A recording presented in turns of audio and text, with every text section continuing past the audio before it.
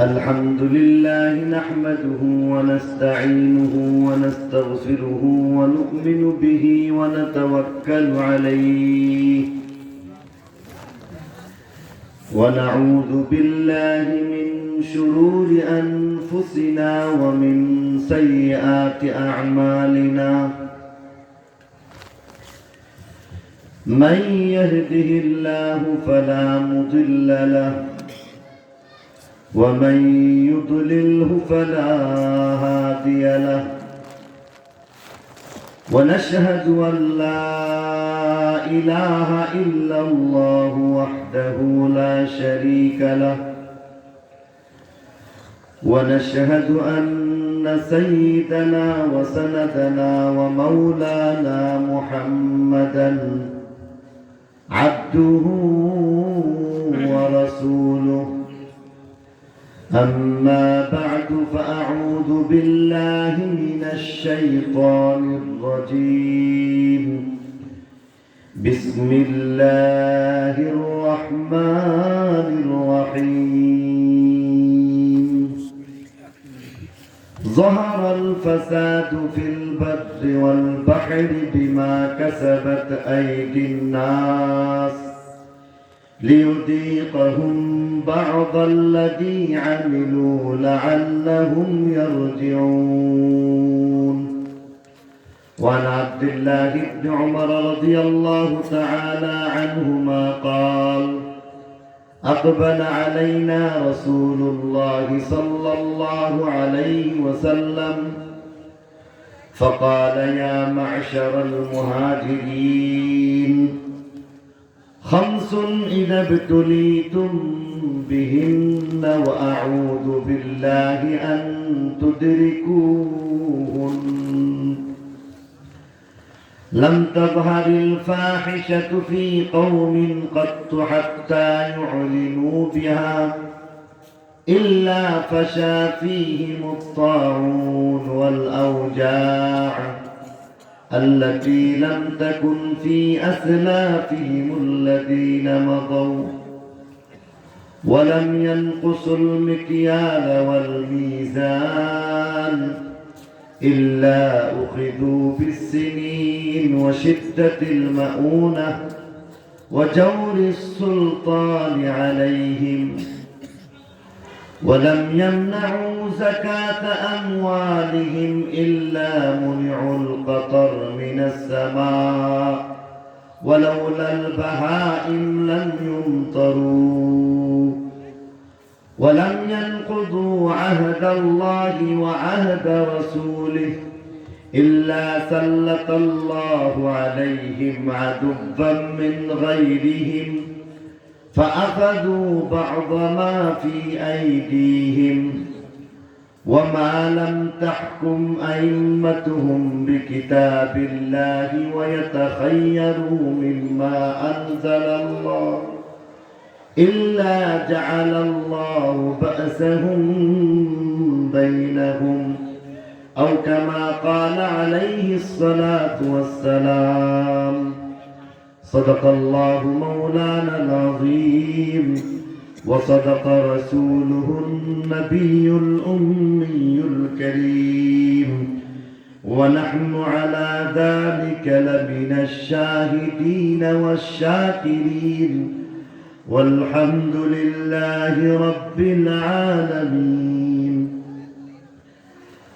اللهم رب السماوات وما أظللن ورب الأرضين وما أقللن ورب الشياطين وما أضللن إني أسألك خير هذه القرية وخير ما فيها وخير أهلها وأعوذ بك من شرها وشر ما فيها وشر أهلها.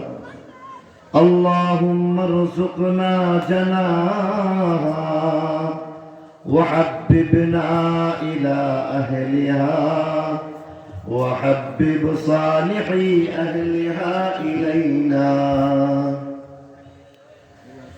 मेरे जनाजे पे रोने वालों, फरेब में हो बगौर देखो, मरा नहीं हो गमे नबी में, लिबासे हस्ती बदल गया है। बलगा लौला बिकमालिही कशफत तुजा बिजमालिही, हसनत जमीउ खिसालिही, सल्लू अलैहि व आलिही।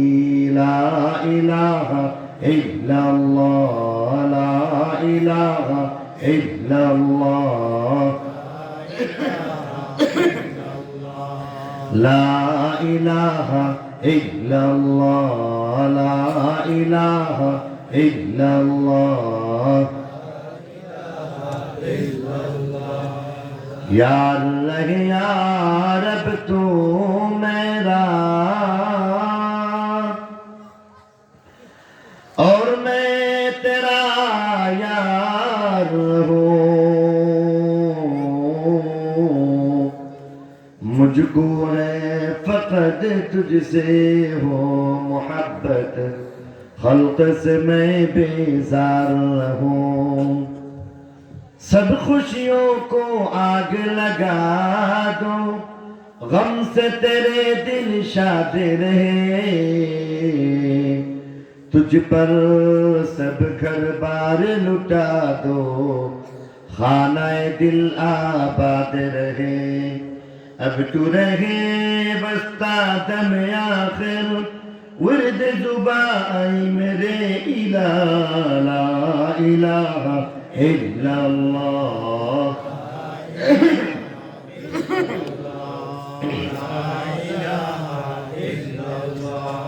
ला इलाहा इल्लल्लाह, ला इलाहा इल्लल्लाह, ला इलाहा इल्लल्लाह, मुहम्मदुर रसूलुल्लाह सल्लल्लाहु अलैहि वसल्लम। हारपाटना আব্দুল গনি দারুস সালাম মাদ্রাসা ও এতিমখানার উদ্যোগে আয়োজিত 13তম বার্ষিক ওয়াজ ও দোয়া মাহফিলের জনাব সভাপতি, প্রধান অতিথি, বিশেষ অতিথি, মুআজ্জাজ ও মুহতারাম উলামায়ে কেরাম, মুরব্বিয়ানে ইজম, বেরাদারানে ইসলাম, পর্দার আড়ালের মা ও বোনেরা, আল্লাহ পাকের দয়া মেহেরবানি যে আল্লাহ তাআলা আমাকে আপনাকে বরকতময় এই দ্বীনি মজলিসে আসার বসার তৌফিক দিলেন। আল্লাহর শুকরিয়া হিসেবে দিল থেকে সবাই মিলে আলহামদুলিল্লাহ। আমরা আসলে এখানে আসি নাই, বরং আমাদেরকে কেউ পাঠাইছেন, ঠিক কিনা? কে পাঠাইছেন? আল্লাহ। তা না হলে চালাকি করে নেক কাজ করা যায় না। হযরত বেলাল হাবশী রাদিয়াল্লাহু আনহু একবার নবীজির দরবারে গিয়ে মুস্কি মুস্কি হাসতেছেন। নবীজি জিজ্ঞাসা করলেন যে বেলাল, খুব খুশি খুশি মনে হইতেছে, ব্যাপার কি?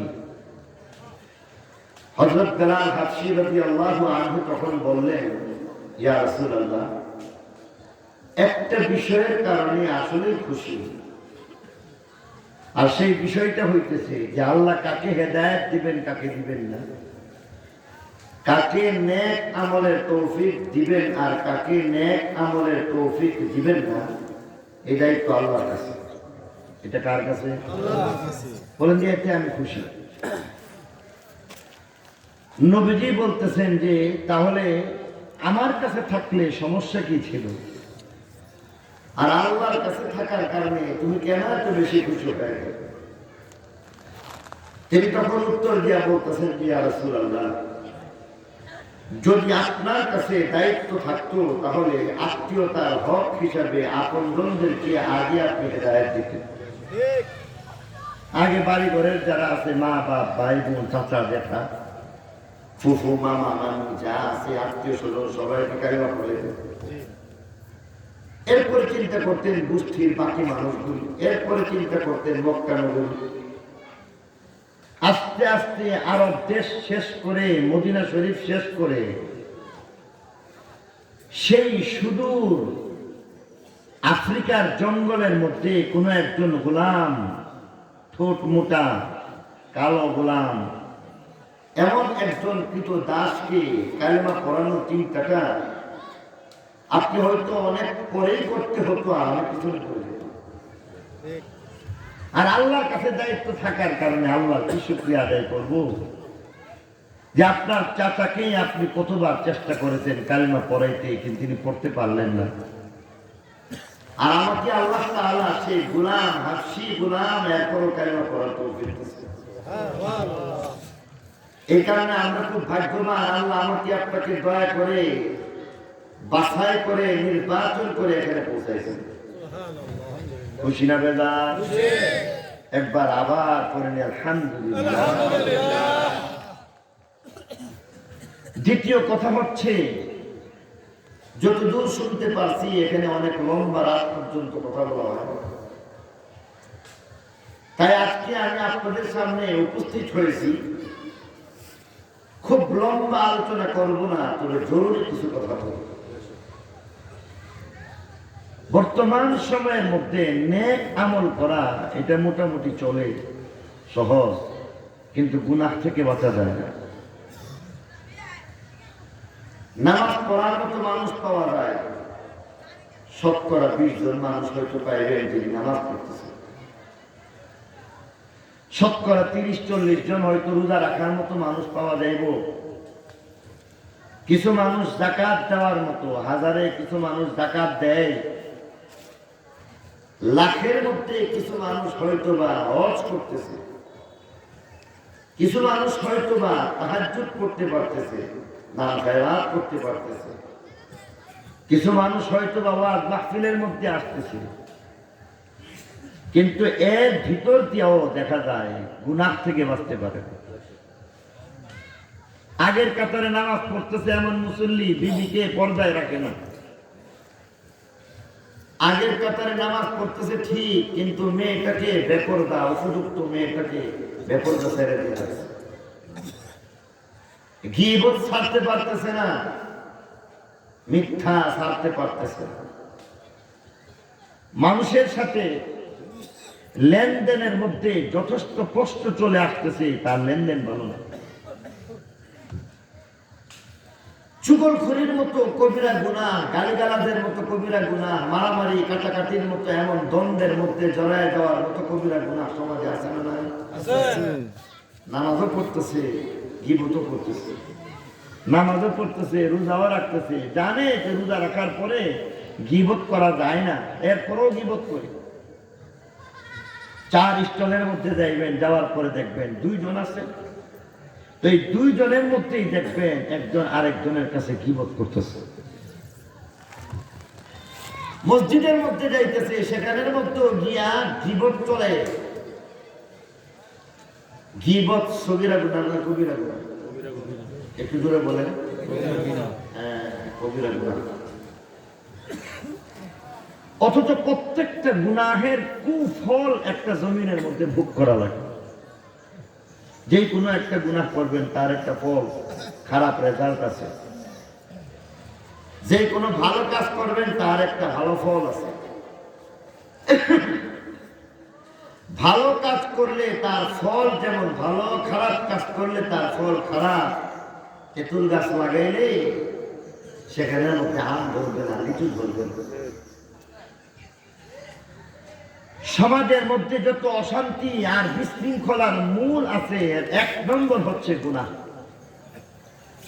গুনাহ ছেড়ে দিলে সমাজের মানুষ ভালো, সমাজে শান্তি। গুনাহ ছেড়ে দিলে এমন একজন মানুষের কথা, আসমান জমিন পাহাড় পর্বত 18,000 প্রকারের সকল মখলুক তার কথা শুনে। মদিনা শরীফের মধ্যে হযরত ওমর ইবনে খাত্তাব রাদিয়াল্লাহু তাআলা আনহু দেখতেছেন ভূমিকম্প হইতেছে। হযরত ওমর সবাইকে দেখতেছেন ছুটাছুটি করতেছে, এদিক সেদিক ভূমিকম্প করতেছে। হযরত ওমর নারাজ হয়ে গেছে, আর ঘর থেকে বের হয়ে মাটিতে একটা লাঠি মারছে। মাটির মধ্যে একটা লাঠি দিয়া বলতেছে যে, এই মাটি জানোস না এই জমিনের মধ্যে আল্লাহর হুকুম নবীর তরিকা মতো উমরের ইনসাফের রাজত্ব চলে। আল্লাহর হুকুম নবীর তরিকা মতো উমরের ইনসাফের রাজত্ব চলে। এখানে ভূমিকম্প হয় কেন? লাঠি দিয়া বলতেছে থাম, বলার সাথে সাথে ভূমিকম্প থামছে। মদিনা শরীফে আজ পর্যন্ত ভূমিকম্প হয় নাই, কিয়ামত পর্যন্ত হবে। সাহাবী হযরত উকবা ইবনে নাফি রাদিয়াল্লাহু তাআলা আনহু, যিনি তিউনিসিয়া জয় করছেন, মাত্র 19 জন মুজাহিদ নিয়ে গেছে। কতজন? 19 জন মানুষ নিয়ে দেশ জয় করা কেন? হার পাটনার মধ্যে একটা মহল্লা দখল করা সম্ভব না, ঠিক কিনা বলেন? আর উনি একটা দেশ জয় করার জন্য এবার রওনা হয়েছেন। সবাই জিজ্ঞাসা করে কই যাও? সেই তিউনিসিয়া। টিউনিসিয়া এখানের মধ্যে কালিমার পতাকা উড়াইয়া দিয়ে আসবে। এত ছোট্ট মানুষ, অল্প কয়েকজনকে নিয়ে দেশ জয় করবা? লোকেরা আবার এত ছোট্ট দল নিয়ে দেশ জয় করতে যায়। আর সেনাপতি হযরত উকবা ইবনে নাফি তিনিও অবাক, এত বড় দল নিয়ে যাইতেছি, তোমরা ছোট্ট দল বলো। আগামী কথা এবার বলতেছে যে কি ব্যাপার, এত বড় দল কেমনে বললেন? এবার তিনি বলতেছেন মাসালুল্লাযী ইয়াযকুরু রাব্বাহ ওয়াল্লাযী লা ইয়াযকুরু রাব্বাহ মাসালুল হাইয়্যি ওয়াল মাইয়িত। আল্লাহ নবী এই কথা বলে দিয়ে গেছেন, যে ব্যক্তি আল্লাহ জিকির করে সেই লোকটা জিন্দা, যে আল্লাহ জিকির করে না সেই লোকটা মুর্দা। গুরুস্থান, হাজার হাজার মানুষ, এখানের মধ্যে মরা মানুষের লাশ আছে, দাফন করা আছে। এখানে একজন মানুষ গেল গুরুস্থানের মুর্দার কোনোদিন তার সামনে দাঁড়াইতে পারে না, ঠিক কিনা? উনি বলতেছেন যে এমনই যদি হয়ে থাকে তাহলে 19 জনের যে কাফেলা, এটা তো অনেক বড় কাফেলা। কারণ এরা তিউনিসিয়ার বেঈমান যারা ছিল তদানীন্তন সময়ে, তারা কি আল্লাহর জিকির করে? আরো জোরে বলেন, জিন্দা না মুর্দা? এরা মুর্দা। আমি তো মুর্দা মানুষ একা গেলেই যথেষ্ট ছিল, আর 19 জনের কাফেলা নিয়ে গেছে, অনেক বড়। সুবহানাল্লাহ বলতে ইচ্ছে করে। একটা জঙ্গলের মধ্যে গেছেন, বিরাট বড় জঙ্গল, 48 বর্গ মাইলের জঙ্গল। রাতের বেলা সেখানে গিয়ে উঠছেন। রাতের অন্ধকারের মধ্যে যখন সেখানে গিয়ে দাঁড়াইছে, সবাই পেরেশান। কারণ সেনাপতি হযরত উকবা ইবনে নাফি রাদিয়াল্লাহু তাআলা আনহু বলতেছেন, আজকের রাতটা জঙ্গলে থাকবো। মরণের ভয় তো সবারই আছে, আল্লাহ ওয়ালারও মরণের ডর হয়, ঠিক কিনা? সকলেই বাঁচতে চায়, কেউ মরতে চায় না। এই কারণে বলতেছেন এখানে রাত কাটাইলে তো সমস্যা, বাঘ লোক কামড় দিলে করবেন কি? নিরাপত্তার অজুহাতে এবার বলতেছেন এখানে থাকা যাবে না। সেনাপতি হযরত উকবা ইবনে নাফি রাদিয়াল্লাহু তাআলা আনহু এবার বলতেছেন দাঁড়াও, নিরাপত্তার ব্যবস্থা করতেছি বলে উনি পাহাড়ের একটা টিলার উপরে চূড়ার মধ্যে গিয়া দাঁড়াইলেন। দাঁড়াইয়া সেখানের মধ্যে জঙ্গলের বাঘ, ভাল্লুক, সাপ, বিচ্ছু, বিষাক্ত জীবজন্তু এদেরকে লক্ষ্য করে বলতেছেন, এই আমাদের পরিচয় শোনো। মানুষকে না জঙ্গলের পশু পাখি? জঙ্গলের পশু পাখি। এই জঙ্গলের পশু পাখিকে এবার বলতেছেন আমার পরিচয় শোনো। আমার পরিচয় দুইটা, একটা আসল আর একটা হচ্ছে জন্মগত। জন্মগত পরিচয় আমার নাম উকবা, বাবার নাম আমের। আর আসল পরিচয় হচ্ছে আমি আল্লাহর বান্দা, শেষ নবী মুহাম্মদুর রাসূল সাল্লাল্লাহু আলাইহি ওয়াসাল্লাম গোলাম। আমরা কার বান্দা? আরো জোরে বলে কার বান্দা? আর নবীর গোলামি করতে রাজি আছে তো সবাই? আমরা সবাই নবীর গোলাম, কি গোলাম না? गुलामी ये है बादशाही से बेहतर, गुलामी ये है बादशाही से बेहतर, इधर आओ किस्मत जगा करके देखो। সবাই গোলামি করতে পারে না, তিনি বললেন আল্লাহর বান্দা নবীর গোলাম, এটা আসল পরিচয়। এবার কোরা একটা কথা বললেন, হুমকি দিয়ে দিলেন আর বললেন, যাও আমার সাথে যে 19 জন মুজাহিদ আছে তারা এই জঙ্গলে থাকবে, আর তোমাদেরকে বললাম জঙ্গল ছেড়ে অন্য কোথাও চলে যাও, আর তা না হলে নির্ধারিত সময়ের পরে আমি উকবা তরবারি নিয়ে বের হইব, যাকেই পাইব তাকেই জবাই করে ফেলবো, উকবা তরবারি থেকে কেউ তোমাদেরকে বাঁচাইতে পারবে না। এই কথা বলার পরে তিনি নেমে আসলেন নির্ধারিত সময়ের আগে আগে।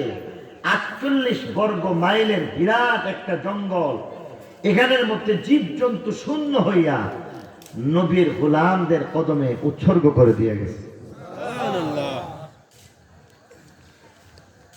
শাহ মখদুম রহমতুল্লাহি আলাইহির কথা শুনেন নাই? পদ্মার পারে গিয়া বলছে সেই পার যাইব, নৌকা নাই, যাইব কেমনে? অনেকগুলি কুমির এসে বলতেছে আমার সওয়ার হয়ে যাবে, কেউ বলে আমার উপর সওয়ার হয়ে যাবে। তাহলে নেককারের কথা কুমির শুনে নাকি শুনে না? নেককারদের কথা পানি শুনে নাকি শুনে না?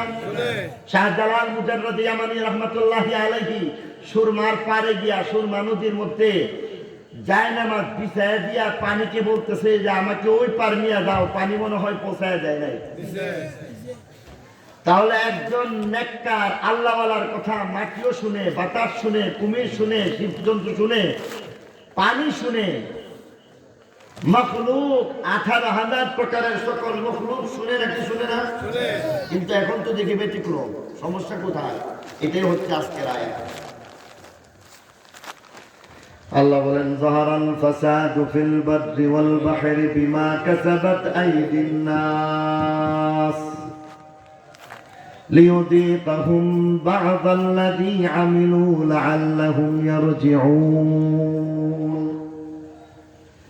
জমিনের মধ্যে বিপদ লাগে যখন মুমিনের আমল নষ্ট হয়ে যায়, পানির মধ্যে বিপদ লাগে যখন ইমানদারের আমল নষ্ট হয়ে যায়। মুমিনের আমল নষ্ট হয়ে গেলে বিপদ, মুমিনের আমল নষ্ট হয়ে গেলে দেখা যায় একটার পরে একটা বিপদ আর আপদ চলে আসে। গুনাহের কুফল জমিনের মধ্যে প্রকাশ পাইতে থাকে।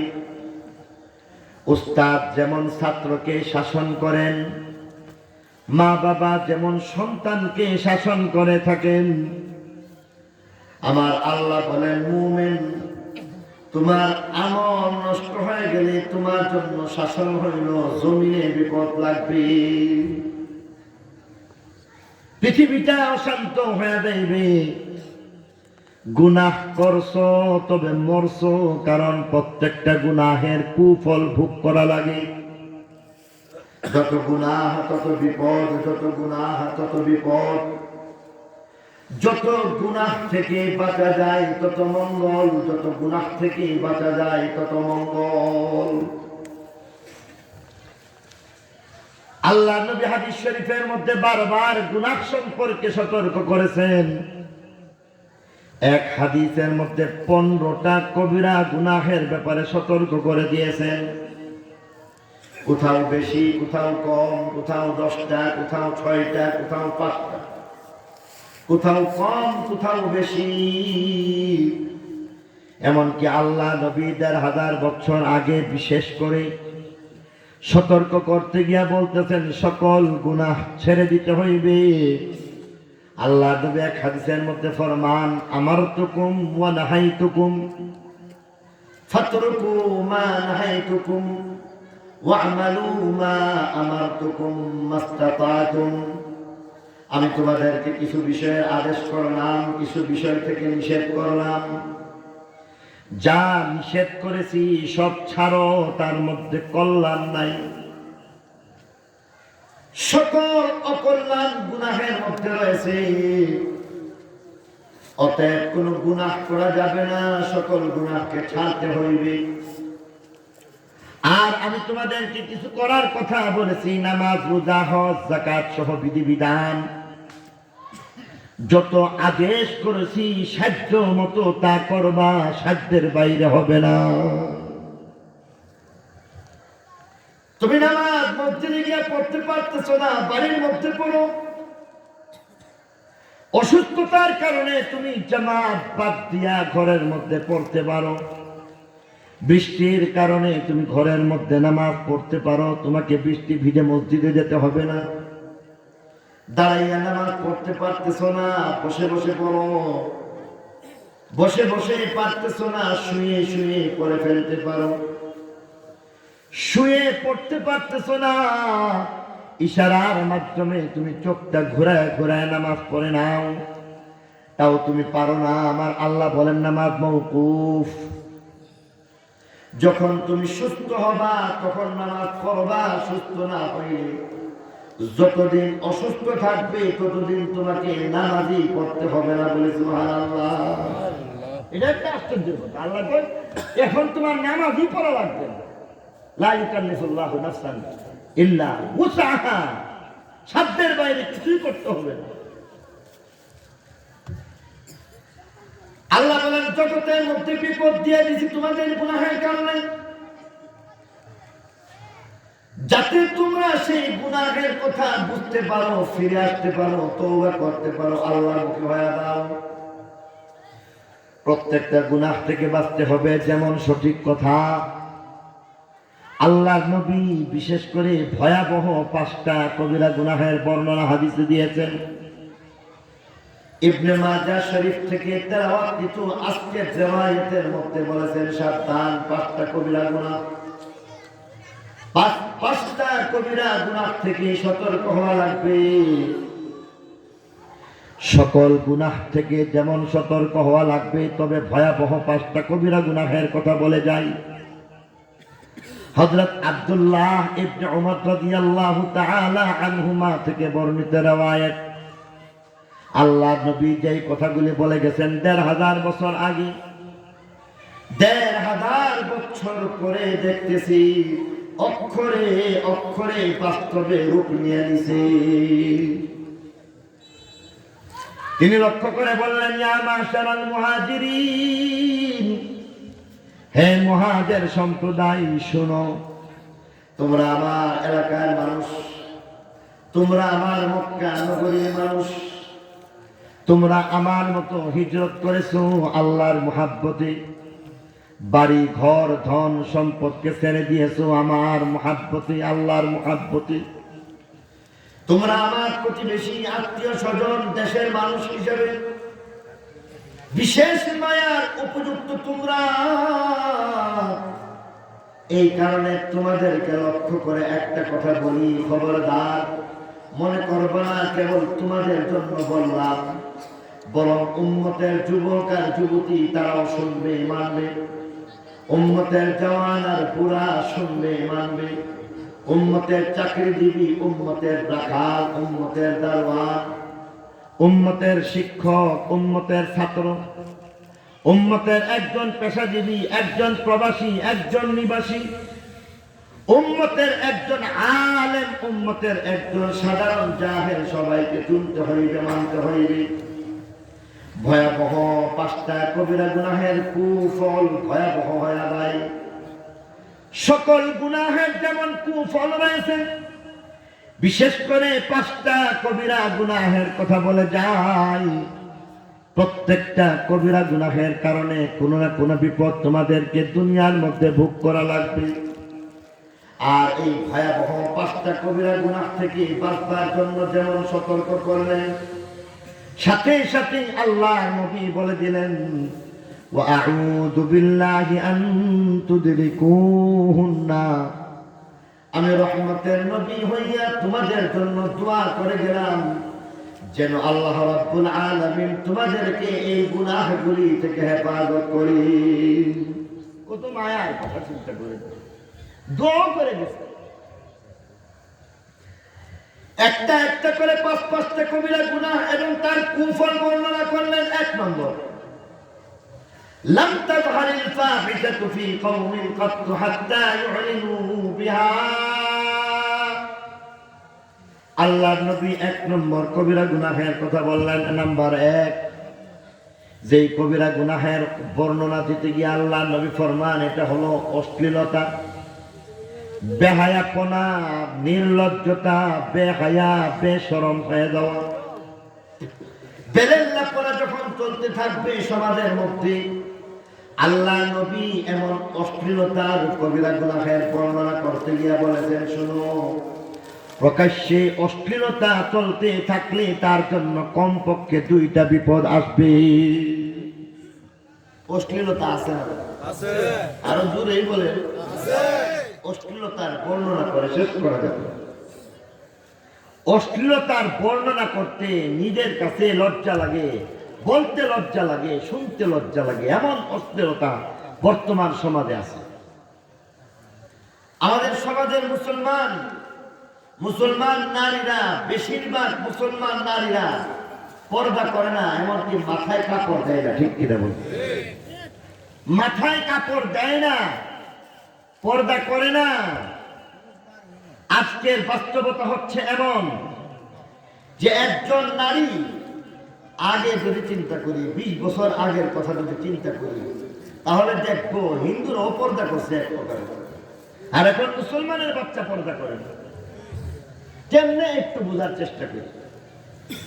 আমাদের এলাকার কথা বলি, আমার নানার বাড়ি আমাদের পার্শ্ববর্তী নবীনগরের মধ্যে, আমরা কৃষ্ণনগরের মধ্যে দেখেছি, সেখানের মধ্যে হিন্দুরা যখন রাস্তা দিয়া বের হয়েছে সাথে ছাতা নিয়ে গেছে, মাথার মধ্যে এত সুন্দর ঘুমটা দিছে, শরীরটাকে ঢেকে ঢুকে এমন ভাবে শাড়িটা পরছে, তার শরীর দেখবেন কি চেহারাই দেখা গেছে না। ঠিক কিনা বলে? এরপরে সাথে একটা ছাতা, এই ছাতা নিয়ে রাস্তার পাশে যখন আরেকজন পুরুষকে আসতে দেখছে, তখন এই ছাতা নিয়ে আড়াল হয়ে দাঁড়ায় গেছে। পুরুষ মানুষটা চলে গেলে তখন সেই মহিলা চলে গেছে। ঠিক কিনা চিন্তা করে?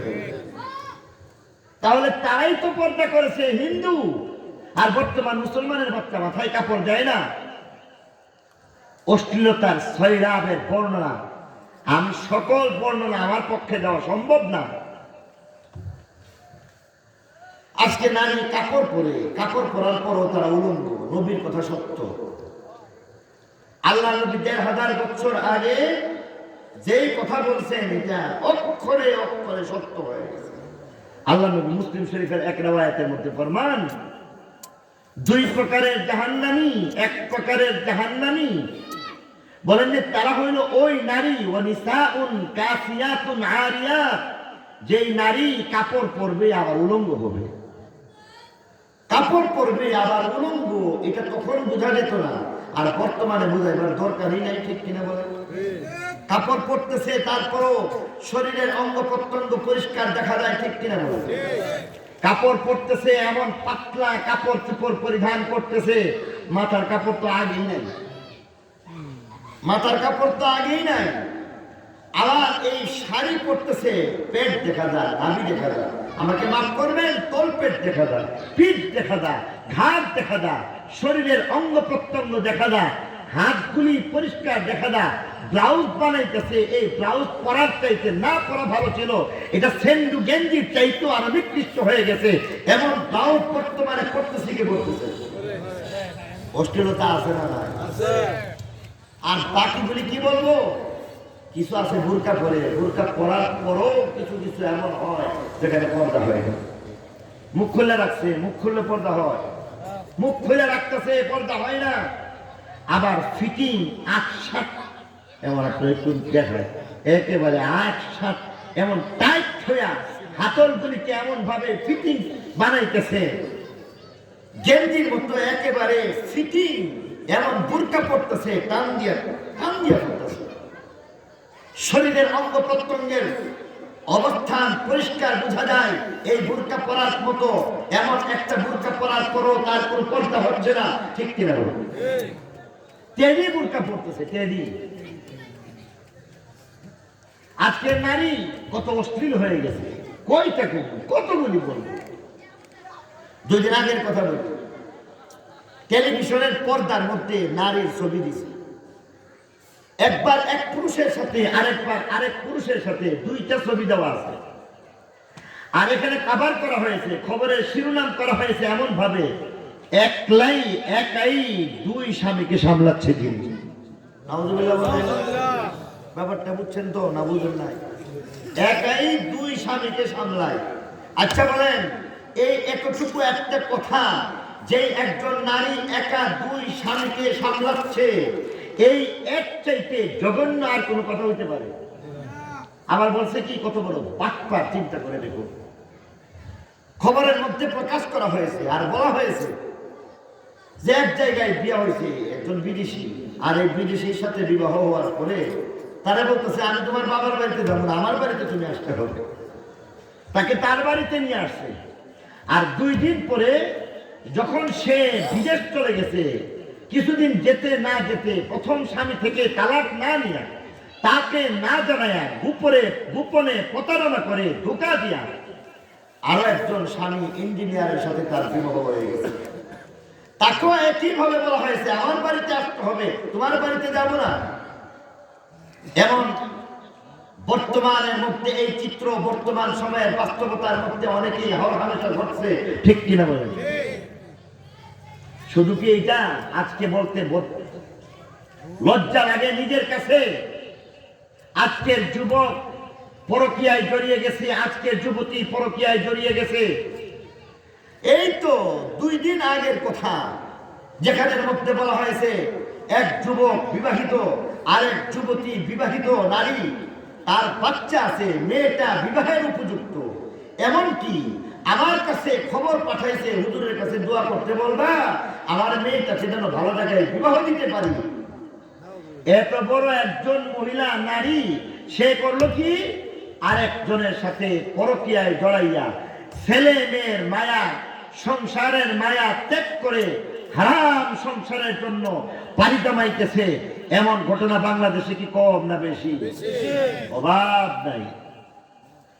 নির্লজ্জ যুবক, নির্লজ্জ যুবতী, আর সাথে সাথে কখনো কখনো এমনও দেখা যাচ্ছে, অশ্লীলতার কি বর্ণনা করবো ভাই, টেলিভিশনের পর্দার মধ্যে দেখা যাইতেছে, কোথাও কোথাও আপনারা হয়তো দেখেছেন, বারবার শুনেছেন, পত্র পত্রিকায় দেখেছেন, যেখানের মধ্যে বলা হয়েছে, খবরের মধ্যে বলা হচ্ছে যে অমুক জায়গা থেকে একজন নারী আসছে, আর হয়তোবা উদাহরণের জন্য বলছি, হয়তোবা আপনাদের এলাকার কোন বাড়ির যুবকের বাড়ির সামনে গিয়ে দাঁড়ায় গেছে, আমার সাথে তার শারীরিক সম্পর্ক হয়ে গেছে। অনশনের জন্য এই প্রেমিকের বাড়ির সামনে গিয়ে অনশন করতেছে, এমন ঘটনা শুনেন নাই? অভাব নাই। উদাহরণ হিসেবে বলছি, আমি বলছি না যে আপনাদের মধ্যে এমন ঘটনা ঘটেছে, বরং বর্তমানে আমি যে ঘটনাটা মনে করতেছি সেটা হচ্ছে গাজীপুরের ঘটনা, যেখানের মধ্যে দেখা গেছে এমন এক তো হারাম অবৈধ সম্পর্ক হচ্ছে, আবার টেলিভিশনের সামনে আসছে। এই টেলিভিশন যখন ছাইরা দেয় 20 কোটি মানুষ দেখে কি দেখে না? কথা বলে 20 কোটি মানুষের সামনে টেলিভিশনের পর্দার সামনে আসতেছে, আর আসার পরে বলতেছে অমুকের সাথে আমার হারাম সম্পর্ক হয়েছে, আমি কখনো হোটেলের মধ্যে রাত কাটাইছি, কখনো চিটাগাং রাত কাটাইছি, কখনো কুমিল্লা রাত কাটাইছি, কখনো চট্টগ্রাম, কখনো কক্সবাজার রাত কাটাইছি। এমনকি হারাম দাদা পেটের মধ্যে নিয়ে পেটে হাত দিয়া দেখাইতেছে। কলঙ্কিনী, কত বড় কলঙ্কিনী, হারাম সম্পর্কের ফসল পেটের মধ্যে হাত দিয়া 20 কোটি মানুষ, শুধু বাংলাদেশের মানুষ না, সারা বিশ্বের মধ্যে স্যাটেলাইটের মাধ্যমে ছড়ায় যাইতেছে। তোর কলঙ্কিনী চেহারাটা কেমনে দেখাইলি? ঠিক কিনা বলে? এমন অবস্থা আছে না নাই? রাস্তাঘাটের মধ্যে টানাটানির ঘটনা আছে না নাই? ইফটিজিং এর ঘটনা আছে না নাই? এমন ভাবে বাকি যা আছে আমি বলতে পারবো না। বাংলাদেশের মধ্যে আজকের অশ্লীলতার বর্তমান প্রেক্ষাপটে হচ্ছে এমন, এই বাংলাদেশের মধ্যে 100 নারীর সাথে অবৈধ ধর্ষণ হচ্ছে, আর এগুলিকে নিয়ে ধর্ষণের সেঞ্চুরি করে বাংলাদেশে মিষ্টি বিতরণের মতো এমন জঘন্য মানবতা বিরোধী কাজ বাংলাদেশের অশ্লীল সমাজের মধ্যে ছড়ায় গেছে। ঠিক কিনা জোরে বলুন? আল্লাহ নবী ফরমান, লাম তাযহারিল ফাহিশাতু ফি কওমিন কাত্তু হাত্তা ইউলিনু বিহা।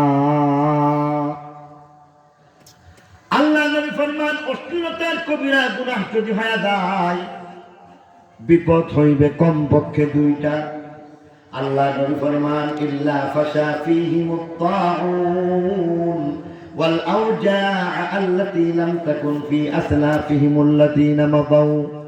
এক নম্বর বিপদের নাম মহামারী, দুই নম্বর বিপদের নাম নতুন নতুন রূপ। 2019 এবং 20 সনের মধ্যে আমার আল্লাহ করোনা মহামারী দিয়া সারা বিশ্বকে অচল করে দিয়া দেখায় দিলেন নবীর কথা সত্য ঠিক কিনা। নতুন নতুন রোগ বর্তমানে আছে নাকি নাই? বর্তমানে নতুন নতুন রোগ, এমন রোগ আছে চিকুনগুনিয়া। আজকে থেকে কয়েক বছর আগে চিকুনগুনিয়া ছিল না, আজকে থেকে 20 বছর আগে হয়তোবা ডেঙ্গু ছিল না, আজকে থেকে 30 অথবা 35 বছর আগে হয়তোবা ডায়াবেটিস ছিল না, আজকে থেকে 30 বছর আগে এমন কিডনির এমন রোগ পাওয়া যায় নাই, আজকে থেকে 20 বছর 30 বছর আগে হয়তোবা ব্রেন স্ট্রোক করার মতো রোগ পাওয়া যায় নাই, অটিস্টিকের মতো নতুন রোগ বর্তমান নাম শোনা যায়, অটিজমের মতো নতুন রোগ বর্তমানে নাম শোনা যায়, ইন্ডিয়ান ভেরিয়েন্টের মতো এমন ভাইরাসের কথা নতুন নতুন শোনা যায় ঠিক কিনা বলেন? আল্লাহ নবী ফরমান অশ্লীলতা করা যাবে না, অশ্লীলতার কবিরা গুনাহের ফল হইতেছে মহামারী, অশ্লীলতার কবিরা গুনাহের ফল হইতেছে নতুন নতুন রূপ। আল্লাহ নবী 2 নম্বর কবিরা গুনাহের কথা বলতেছেন, ওয়ালাম ইয়ানকুসুল মিকিয়াল ওয়াল মিজান। দ্বিতীয় নম্বর কবিরা গুনাহ হইতেছে ব্যবসায়ী অসৎ হয়ে যাওয়া। সৎ ব্যবসায়ী যদি হয়ে যায় তাহলে তার দ্বারা দুনিয়ার মধ্যে রহমত নাযিল হয়ে যায়। সত্যবাদী সততার যিনি ব্যবসায়ী হবেন তার ব্যাপারে বলা হয়েছে, আল্লাহ নবী হাদিস শরীফে সুসংবাদ জানায় দিয়েছেন। আল্লাহ নবী ফরমান আত-তাজিরুল আমিন মা'আন নাবিয়্যিনা ওয়াস-সিদ্দীকিনা ওয়াশ-শুহাদা'i ওয়াস-সালিহিন। একজন সৎ সততার ব্যবসায়ীর হাসর হইবে নবীর সাথে। নবীর জান্নাত, শহীদের জান্নাত, সিদ্দীকের জান্নাত, সালেহগণের জান্নাত, সবচেয়ে দামি প্রথম শ্রেণীর জান্নাতের মধ্যে একজন নেককার ব্যবসায়ী, সৎ ব্যবসায়ী জান্নাতে পৌঁছে যায়। পক্ষান্তরে যখন ব্যবসায়ী অসৎ হয়ে যায়, আল্লাহ নবী ফরমান অসৎ কারবারের কারণে কমপক্ষে তিনটা বিপদ লেগে যাইবে। 1 নম্বর বিপদ আল্লাহ নবী ফরমান ইল্লা উখরিজু বিসসিনিন ওয়া শিদ্দাতিল মাউনাহ ওয়া জাওরিস সুলতান আলাইহিম। আল্লাহ নবী ফরমান 1 নম্বর অভাব, 2 নম্বরের মধ্যে জিনিসপত্রের দাম বাড়বে, 3 নম্বর জালেমকে চাপায় দেওয়া হইবে। বর্তমান বাস্তবতার আলোকে যদি লক্ষ্য করি তাহলে দেখব সকল ব্যবসায়ী সৎ নাকি অসৎ আছে? কিছু মানুষ এমন আছে যারা বেজাল কারবার করে। আল্লাহ নবী ফরমান সিন্ডিকেট বাণিজ্য করা যাবে না, ওজনে কম দেওয়া যাবে না, মানুষকে ঠকাইবার কারবার করা যাবে না। আল্লাহ নবী ফরমান মিথ্যা কোন ধরনের ব্যবসা করা যাইবে না। কোন কারবারের মধ্যে যদি সৎ ব্যবসা করতে পারো করো, না হয় তোমাকে ব্যবসা করার কোনো প্রয়োজন নাই। যদি তুমি অসৎ কারবার করো তাহলে বিপদ তোমার 3টা হয়ে যাইবে। বর্তমানে অভাব এমন ভাবে লাগছে, বিদেশ থেকে লক্ষ টাকা পাঠানো হয়েছে, লাখ টাকা পাঠানোর পরে একটা চেক নিয়ে ব্যাংকের মধ্যে গেল, যাওয়ার পরে ম্যানেজার সাহেব মুস্কি হাসি দিয়া 1 কাপ চা খাওয়ায় বললেন, ভাই সাহেব 1 লক্ষ টাকা একসাথে দেওয়া যাবে না, 10 দিনে 10,000 করে লক্ষ টাকা নিবেন। বাংলাদেশের মধ্যে এমন অভাব আছে নাকি নাই? 4-4টা ব্যাংক দেউলিয়া হয়ে গেছে, সরকার কর্তৃক 4টা ব্যাংক দেউলিয়া ঘোষণা করা হয়েছে। বুঝা গেল বাংলাদেশে অভাব আছে নাকি নাই? ছোটবেলায় দেখতাম বাড়ির পিঞ্চার মধ্যে পেঁয়াজ রসুন মরিচের চারা লাগানো হয়েছে, সারা বছর পেঁয়াজ খাইছে, রসুন খাইছে, আত্মীয় স্বজনকে বিলাইছে, হাদিয়া তোহফা দেওয়ার পরে শেষ বেলা শীতকালের আগে আগে বলতে শুরু করতেছে, তাড়াতাড়ি পেঁয়াজগুলি বিক্রি করে দাও, তা না হইলে গেরা বের হয়ে যাইব। গেরা গুন্যা গেরা গুন্যা গেরা বাইরে যাবো, তাড়াতাড়ি নিয়ে বেশ তাড়াতাড়ি গেরা বের হয়ে যাইতেছে। তাড়াতাড়ি বিক্রি করে দাও। সারা বছর খাইলো, সারা বছর হাদিয়া দিল, আত্মীয় স্বজনকে দিল, শেষমেশ বিক্রি করলো, বীজের জন্য রাখলো। বর্তমানে দেখা গেছে কেমন অভাব, মাত্র 3 মাস অথবা 4 মাস যাইতে পারে না বাংলাদেশের পেঁয়াজ খতম। ইন্ডিয়া থেকে পেঁয়াজ আনতে হয়, চাইনা থেকে রসুন আদা আনতে হয়। দেশের মধ্যে এমন অভাব লাগছে, সামান্য ব্রাহ্মণবাড়িয়া, আখাউড়া অথবা কুমিল্লার বর্ডার দেখবেন একটা মাত্র কাটা তারের ব্যবধান রয়েছে। কাটা তারের ওই পারে হিন্দুস্তান, সেখানে 1 কেজি চিনির দাম মাত্র 30 টাকা। বাংলাদেশে 1 কেজি চিনির দাম 130 টাকা, ঠিক কিনা?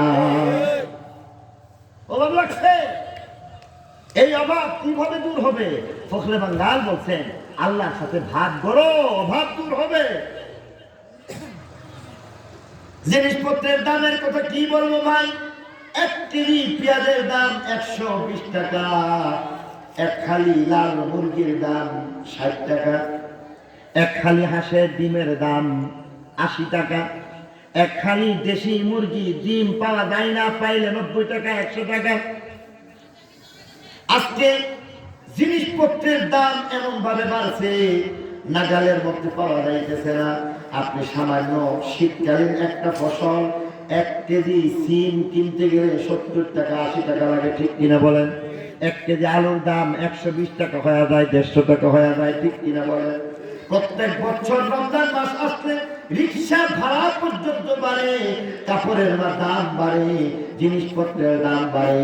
বাংলাদেশে কোনো একটা জিনিসের দাম একবার বাড়লে আর কমে না, ঠিক কিনা? আর জালেম, ও জালেমের কথা কি বলবো? কিছু কিছু মেম্বার যারা এইভাবে ঘুষ খায়, কিছু কিছু চেয়ারম্যান যারা টাকা ছাড়া কথাবার্তা বলে না, কিছু কিছু মাপব ঘুষ খাইয়া টাকা ছাড়া কাজ করে না। চেয়ারম্যান অফিসে গেলে টাকা লাগে, থানায় গেলে টাকা লাগে, কোর্ট কাছারিতে গেলে টাকা লাগে, অফিসের মধ্যে টাকা লাগে, যেখানেই যাইবেন টাকা লাগে। এমনকি আপনি ইনসাফ ভিত্তিক মামলা দিয়েছেন, আপনি সত্য, তারপরও উকিল এই কথা বলতেছে তোমার টাকা পয়সা নাই, তুমি মামলা হেরে যাবে। কয় কি কয় না? কেন? টাকার কারণে কেন আজকে ইনসাফ বিক্রি হয়ে যাবে? আজকে একমাত্র কারণ হচ্ছে এই বিপদ আল্লাহর পক্ষ থেকে দেওয়া হয়েছে। জালেম আল্লাহ চাপায় দিবেন কি দিবেন না? 3 নম্বরে আল্লাহ নবী ফরমান, ওয়ালাম ইয়ামনাউ যাকাত আমওয়ালিহিম ইল্লা মুনিউল কাতার মিনাস সামা। আল্লাহ নবী ফরমান 3 নম্বর কবিরা গুনাহ যাকাত বন্ধ করা, ফল হইল বৃষ্টি বন্ধ।